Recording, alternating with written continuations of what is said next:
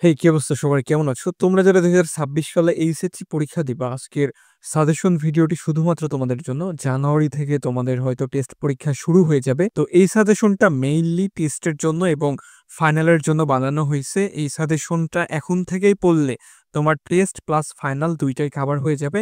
I hope তোমার আর কোনো টিচারের সাজেশন ফলো করতে হবে না।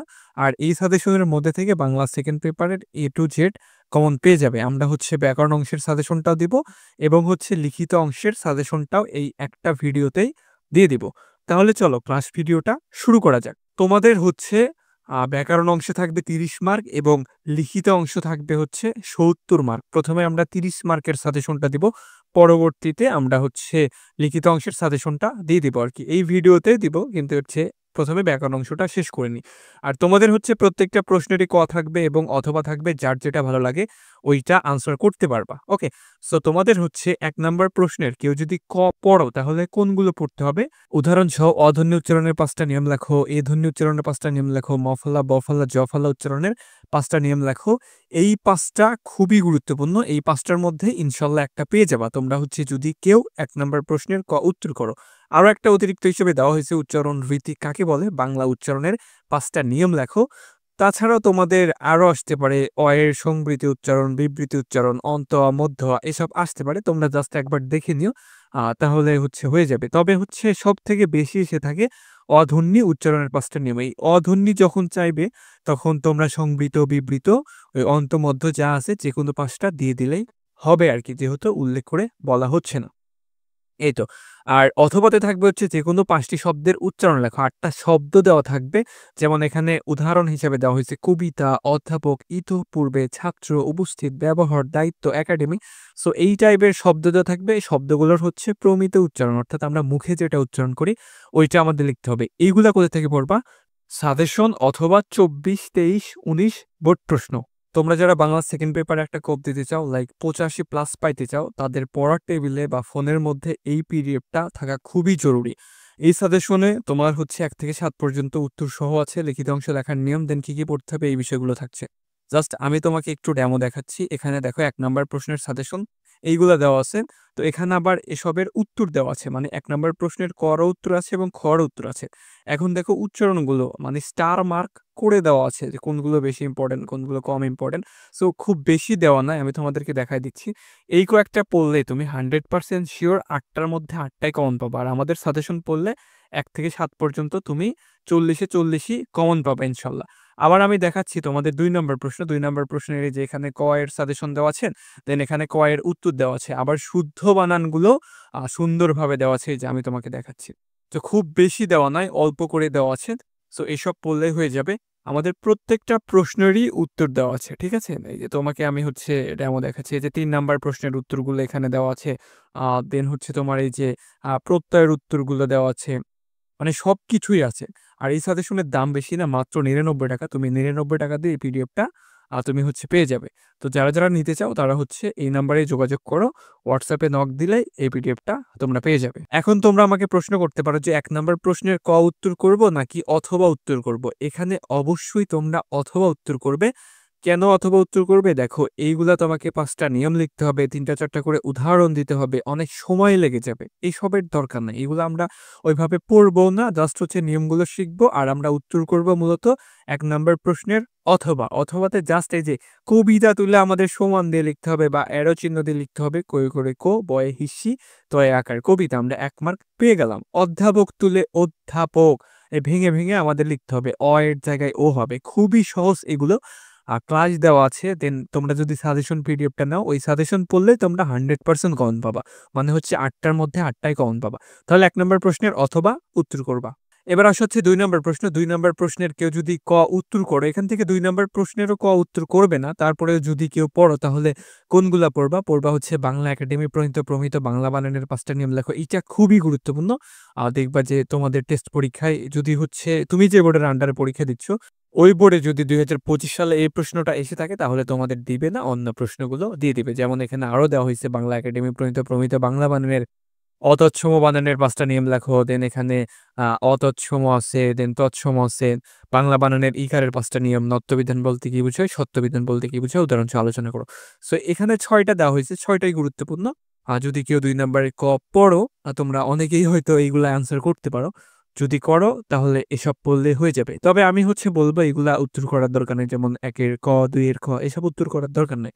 ২ নাম্বার প্রশ্নের খতে আরো সহজ প্রশ্ন থাকবে। যেমন এখানে থাকবে হচ্ছে যেকোনো ৫ টি শব্দের শুদ্ধ বানান লেখো। ৮ টা শব্দ দেওয়া থাকবে। ওই শব্দগুলোর হচ্ছে মানে ভুল বানান দেওয়া থাকবে, ভুলভাবে দেওয়া থাকবে। আমাদের শুদ্ধ করে লিখতে হবে। যেমন এখানে দেওয়া হয়েছে শিরোমণি, ইতিমধ্যে, পল্লীগ্রাম, দুর্বলতা, পঞ্চতাত্ত্বিক, সোনালী, ব্যবহার, প্রাণপুরুষ। তো এই টাইপের অনেক শব্দ আছে। শব্দগুলো হচ্ছে ভুল বানান দেওয়া থাকবে। ওই ভুলগুলো আমাদের সংশোধন করে লিখতে হবে। ৮ টার মধ্যে ৫ টা। সেখান থেকে তোমরা অথবা উত্তর করবা। আর এগুলা কোথা থেকে পড়বা? ওই সাজেশন অথবা ২৪, ২৩, ২২ বোর্ড প্রশ্ন।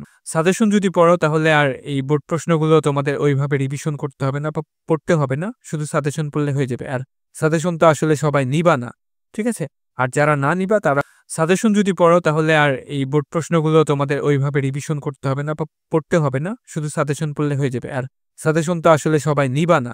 ঠিক আছে? আর যারা না নিবা তারা হচ্ছে এই বোর্ড প্রশ্নগুলো বানানের নিয়মগুলো শিখে বোর্ড প্রশ্নগুলো প্র্যাকটিস কইরো। তাহলে হোপ ইনশাল্লাহ কমন পেয়ে যাবা। এবার আসছে হচ্ছে ৩ নাম্বার প্রশ্ন। ৩ নাম্বার প্রশ্নের ক যদি কেউ উত্তর করো, ক উত্তর করার দরকার নাই। তারপরেও কেউ যদি পড়ো বা উত্তর করো এগুলা পড়তে হবে। উদাহরণসহ বিশেষ্য পদের শ্রেণীবিভাগ আলোচনা করো। ক্রিয়া বলতে কি বুঝো? উদাহরণসহ ক্রিয়ার শ্রেণীবিভাগ আলোচনা করো। আবেগ বলতে কি বুঝো? উদাহরণসহ বুঝিয়ে লেখো। ব্যাকরণিক শব্দ শ্রেণী বলতে কি বুঝো? কত প্রকার কি কি উদাহরণসহ লেখো। সর্বনাম পদের শ্রেণীবিভাগ আলোচনা করো। বিশেষণ পদ কাকে বলে? বিশেষণ পদের শ্রেণীবিভাগ আলোচনা করো। আরো মানে এই ৬টাই সবথেকে বেশি গুরুত্বপূর্ণ। তার মধ্যে থেকে এখানে এই যে বিশেষ্য, বিশেষণ, তারপরে হচ্ছে আবেগ শব্দ, হ্যাঁ, এই ৬টাই বেশি গুরুত্বপূর্ণ। কম গুরুত্বপূর্ণ এখানে দেওয়া হয়েছে সাপেক্ষ সর্বনাম কি? সাপেক্ষ সর্বনামের ৫ টা প্রয়োগ দেখাও। দেন দেওয়া হয়েছে যোজক শব্দ কাকে বলে? যোজক শব্দে কত প্রকার কি কি উদাহরণসহ লেখো। তোমরা যদি এইসব পড়ো তাহলে তোমাদের অথবার জন্য হয়ে যাবে, অথবা তোমাদের জন্য সহজ হবে আরকি। তো এগুলো অ্যান্সার করার দরকার নাই, কিন্তু পড়বা। আর সবগুলো ক্লাসই বাংলা ২য় বছরের সবগুলো ক্লাসই হচ্ছে এই চ্যানেলে পেয়ে যাবা, যেগুলো বেসিক ক্লাস আছে। আর যদি তোমরা হচ্ছে প্রিমিয়াম ক্লাস চাও, লাইক হচ্ছে সবকিছু অনেক ভালোভাবে বুঝানো, দেন বোর্ড প্রশ্ন নিয়ে প্র্যাকটিস করানো, এসব যদি ক্লাস চাও তাহলে আমাদের কোর্স করতে পারো। ৩ নম্বর প্রশ্নের অথবাতে থাকবে, আমরা মূলত অথবা উত্তর করব। অথবাতে ২ ধরনের প্রশ্ন থাকবে। একটা হচ্ছে অনুচ্ছেদ আকারে থাকতে পারে। বলতে পারে অনুচ্ছেদ থেকে ৫ টা বিশেষণ খুঁজে বের করো, সর্বনাম খুঁজে বের করো, ক্রিয়া, ক্রিয়া বিশেষণ খুঁজে বের করো। এই টাইপের হচ্ছে বলা হবে। তো আমাদের হচ্ছে অনুচ্ছেদ থেকে ওসব বের করে দিতে হবে। তো এইগুলা কোথা থেকে পড়বা? সাজেশন অথবা ২৪, ২৩, ১৯ বোর্ড প্রশ্ন সমাধান। ৩ নম্বরের অথবাতে আরো থাকতে পারে ব্যাকরণিক শব্দ শ্রেণী নির্দেশ করো। কোন একটা শব্দের নিচে আন্ডারলাইন করে দেওয়া থাকবে, ওইটা কোন ব্যাকরণিক কোন শ্রেণী এইটা আমাদের লিখতে হবে। যেমন এখানে দেওয়া হয়েছে পহেলা বৈশাখ বাঙালির উৎসবের দিন। আজ ৯ কালে যে ৯ কি, পহেলা কি, হে বন্ধু এইটা কি? মানে ৯ হচ্ছে যোজক শব্দ, তারপরে হে বন্ধু আবেগ শব্দ, তুমি হচ্ছে সর্বনাম, মোদের হচ্ছে সর্বনাম। এইগুলা থাকবে আমাদের হচ্ছে এই পহেলা তুলে লিখতে হবে, ৯ তুলে লিখতে হবে, হে বন্ধু তুলে লিখতে হবে কোন ব্যাকরণিক কোন শ্রেণী, তাহলেই হয়ে যাবে। মানে ২ টা একই প্রশ্ন, জাস্ট অনুচ্ছেদ আকারে থাকবে আর বাক্য আকারে থাকবে। এখন কোন বোর্ডে কোনটা দিবে এটা তো বলা যাচ্ছে না। তবে হচ্ছে তোমরা আমাদের সাজেশন এগুলা খুব সুন্দরভাবে দেওয়া আছে। সাজেশন যদি নাও তো সাজেশন পড়লে হয়ে যাবে। না নিলে এই ২৪ এবং ২৩ হচ্ছে বোর্ড প্রশ্ন প্র্যাকটিস করবা ক্লাস করার পরে। তাহলে যেখান থেকে দিক না কেন তোমরা পারবা। দেন আসছে হচ্ছে ৪ নাম্বার প্রশ্ন। ৪ নাম্বার প্রশ্নে তোমাদের মেইনলি ৩ টা পড়তে হবে। ৩ টা বলতে হচ্ছে উপসর্গ থাকে, সমাস থাকে এবং প্রত্যয় থাকে। এখান থেকে তোমরা হচ্ছে উপসর্গ পড়বা আর সমাস পড়বা, প্রত্যয় পড়ার দরকার নেই। যদি উপসর্গ পড়ো তাহলে এগুলা পড়তে হবে। উপসর্গের সংজ্ঞা দাও। বাংলা শব্দ গঠনে উপসর্গের ভূমিকা বা গুরুত্ব আলোচনা করো। উপসর্গ কাকে বলে? উপসর্গের শ্রেণীবিভাগ উদাহরণসহ আলোচনা করো। ৩ নম্বরে দেওয়া হয়েছে উপসর্গের অর্থবাচকতা নেই কিন্তু অর্থোদ্যোগতা আছে, আলোচনা করো। উপসর্গ কাকে বলে? প্র, অপ, সম, নি উপসর্গগুলো প্রত্যেকটি দ্বারা একটি করে শব্দ গঠন করো। শব্দ গঠন বলতে কি বুঝো? কি কি পদ্ধতিতে শব্দ গঠন হতে পারে উদাহরণসহ লেখো। সমাস কাকে বলে?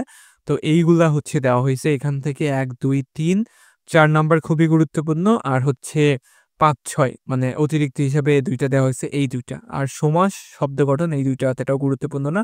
তো এই ৪ টা, এই ২ টা, এই ৬ টা পড়লে হয়ে যাবে। একটা বাদ যাবে তোমার বোর্ডে, অর্থাৎ তুমি যে বোর্ডের আন্ডারে পরীক্ষা দিচ্ছ ওই বোর্ডে ২০২৫ সালে যে প্রশ্নটা আসছিল ওটা বাদ দিয়ে বাকিগুলো পড়লে ইনশাল্লাহ উপসর্গ যদি আসে এর মধ্যে থেকে আসবে, এর বাইরে থেকে কখনোই আসবে না। এরপরে আসে হচ্ছে অথবা। অথবাতে সমাস থাকবে এবং প্রত্যয়ও থাকতে পারে। ঠিক আছে? তোমার এই ৪ নাম্বারের প্রশ্নে উপসর্গ থাকে, আবার সমাস থাকে, আবার প্রত্যয়ও থাকে, আবার সমাসও থাকে। এইভাবে দেয়।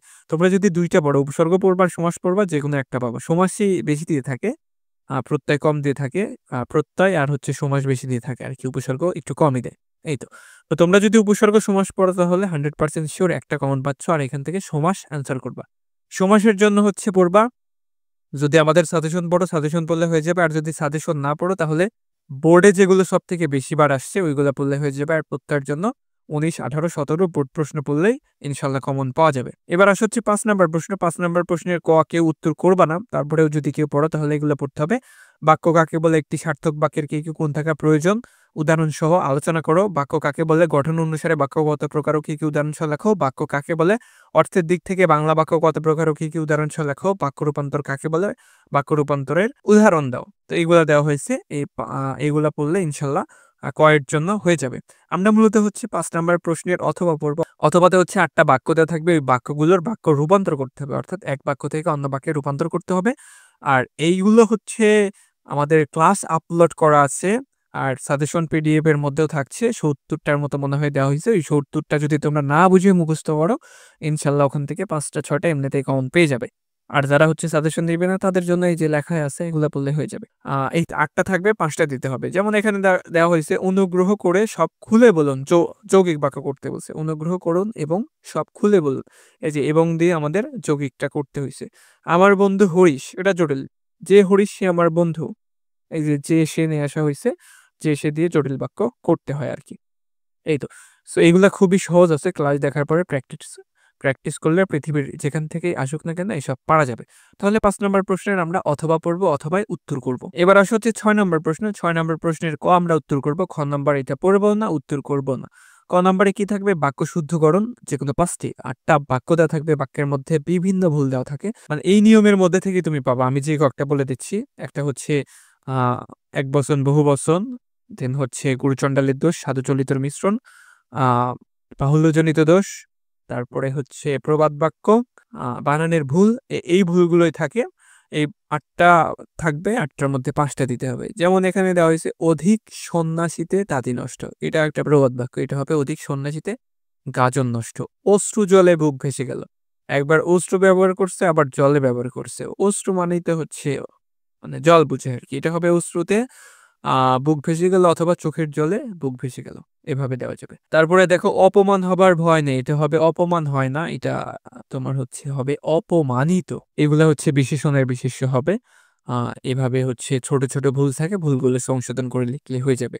সাজেশন অথবা এই যে বোর্ড প্রশ্নগুলো পড়লেই হয়ে যাবে। এটার উপরে ক্লাস দেওয়া আছে। ক্লাস হচ্ছে দেখে নিও। তো ব্যাকরণের হচ্ছে সার অংশ তোমার ১ এর অথবা উত্তর করবা, ২ এর অথবা উত্তর করবা, ৩ এর হচ্ছে অথবা উত্তর করবা, ৪ এর অথবা উত্তর করবা, মানে সমাস উত্তর করবা, ৫ এর হচ্ছে তোমার ওই বাক্য রূপান্তর উত্তর করবা, ৬ হচ্ছে বাক্য শুদ্ধকরণ উত্তর করবা। সো এভাবে পড়লে ইনশাআল্লাহ গ্রামারে ৩০ এ ৩০ কোপ দেওয়া যাবে। আর ৳৯৯ বড় মনে কইরো না। সাজেশনটা কালেক্ট করে নাও।